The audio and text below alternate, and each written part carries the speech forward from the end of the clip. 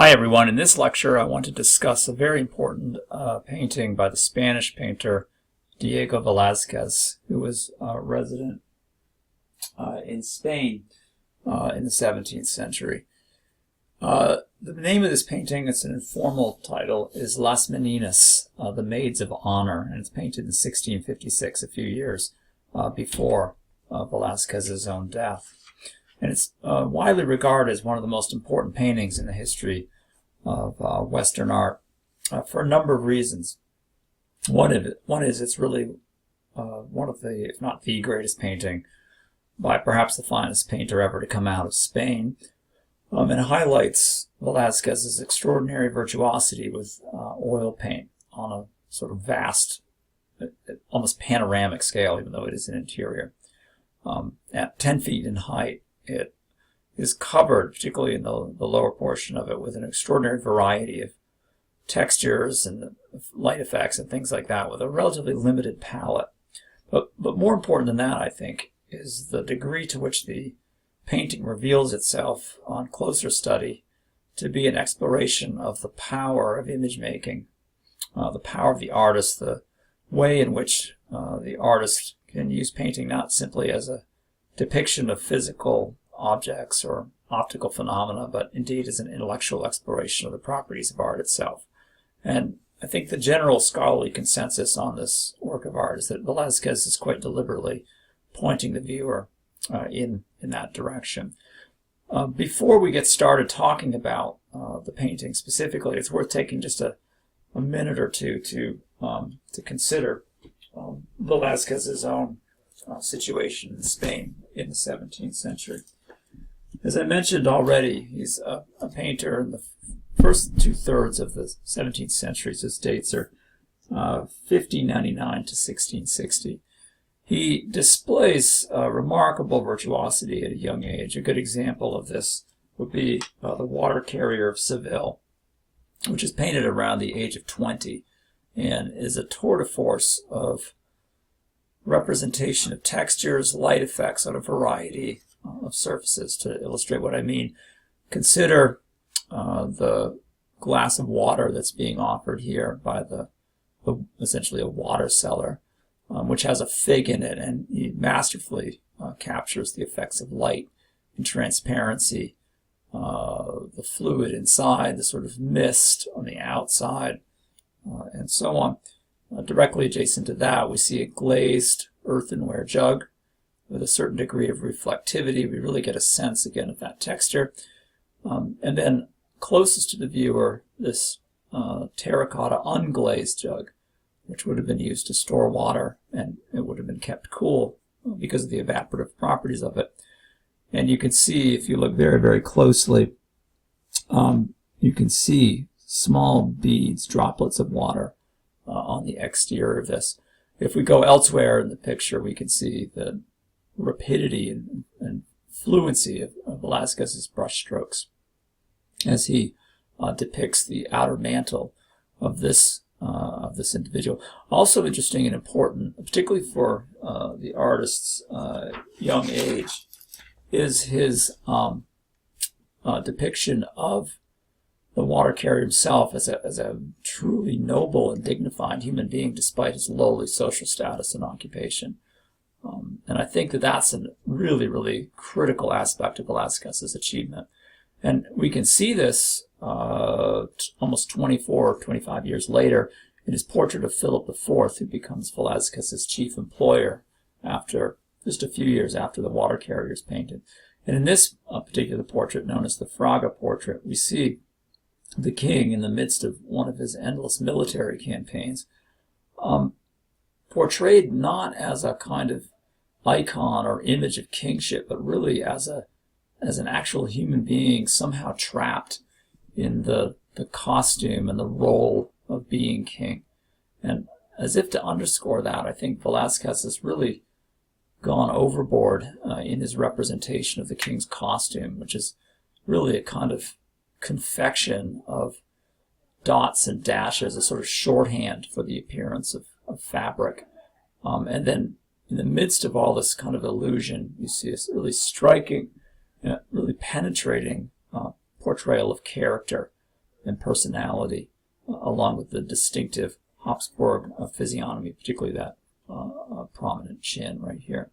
So Velazquez is very much interested in the properties of paint, the power of paint to convey messages. You can easily see, I think, influences from Caravaggio, particularly the water carrier with a sort of common street type individual, but goes beyond Caravaggio and is really one of the great explorers of the possibilities of paint to represent human psychology, perhaps only equaled or rivaled by the likes of Rembrandt in his own time. Las Meninas, as I mentioned already, is a painting on epic scale and is representative of the kind of work that Velazquez would have tackled when he was working for the king. He, as an individual, is part of the royal household but has a certain degree of difficulty truly fitting in a very kind of class-conscious structure within the royal household. So he would have been brought on as an important individual, as the palace chamberlain and art advisor, and an individual who really carried a great deal of status because Philip IV thought very highly of art and was a constant patron of it. As he's in the royal household, he is, in a sense, at the king's power to paint things. And that's basically what we're seeing here, is a kind of painting of a painting, as well as a painting, as I'll elaborate, a painting about painting. So ostensibly, it's a portrait, and it's a portrait of the Infanta, the Princess Margarita right here in the center, attended by her handmaids to either side. We can see just to the right one of a number of the royal dwarfs. It was very common in royal circles to have a collection of individuals who would serve to amuse the court, perhaps because of deformities or other types of talents. Again, the proverbial court jester. And again, Velazquez, in a number of portraits, represents these individuals with piercing clarity and humanity. In the foreground, you can see one of the better dogs ever painted, I think, in Western art, along with a young boy prodding the hindquarters of that dog to get some sort of reaction. In the background, most importantly for our purposes, we see a reflection in a mirror of what appears to be the king and queen themselves. So it puts us in a very interesting position indeed. Are we basically present at this event in much the same way that a king and queen would be, as we're looking at this portrait being painted, although it's, I think, quite clear, given the size of the canvas right here that Velazquez is working at. We can see this quite directly with the palette and brushes, that he must be painting the painting that we're looking at, that this size of this canvas right here would not be appropriate for painting this small figure right here.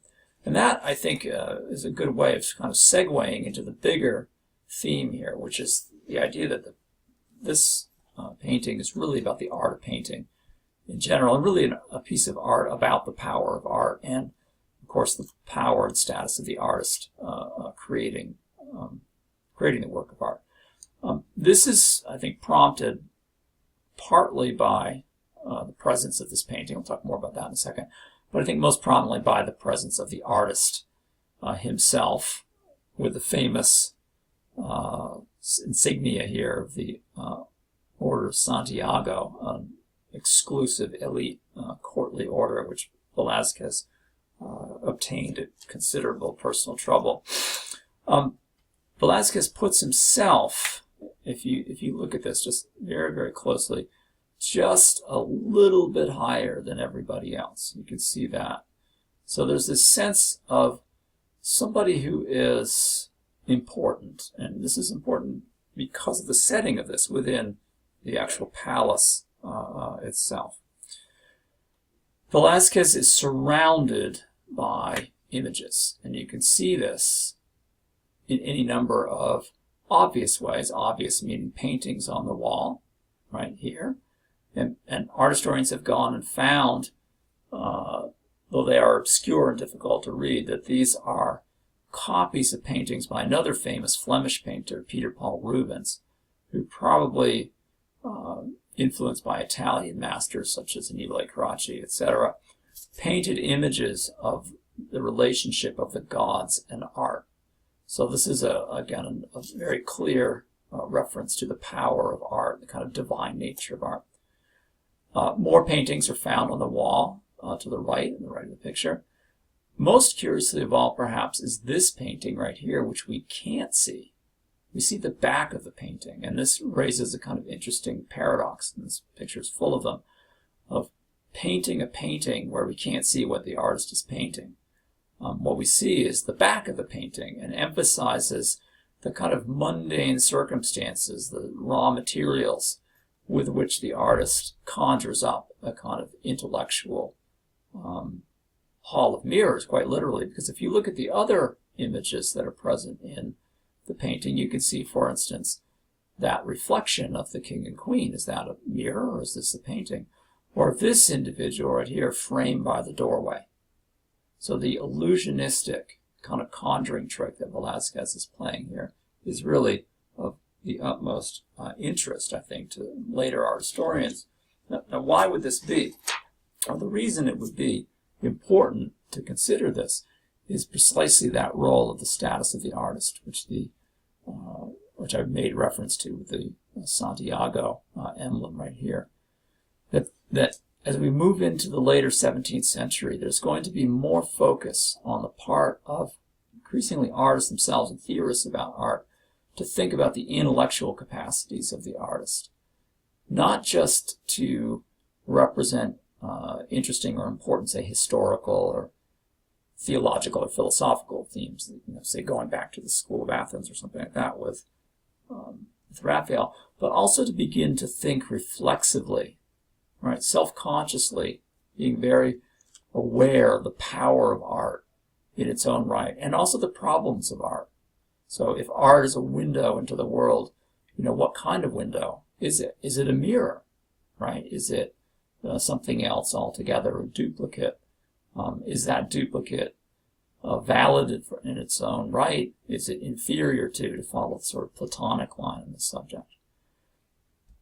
Again, with extraordinary fluidity and virtuosity, Velazquez represents the range of colors, phenomena of light, and of course, with extraordinary deftness, the personalities of each of the individuals involved, all of whom have been identified by art historians. Looking a little bit closer, I think we can see the conscientious degree to which Velazquez has made it clear that he is surrounded by the legacy of the past, the artistic masters of the past, by inference somebody like Titian or Annibale Carracci, Peter Paul Rubens, and so forth.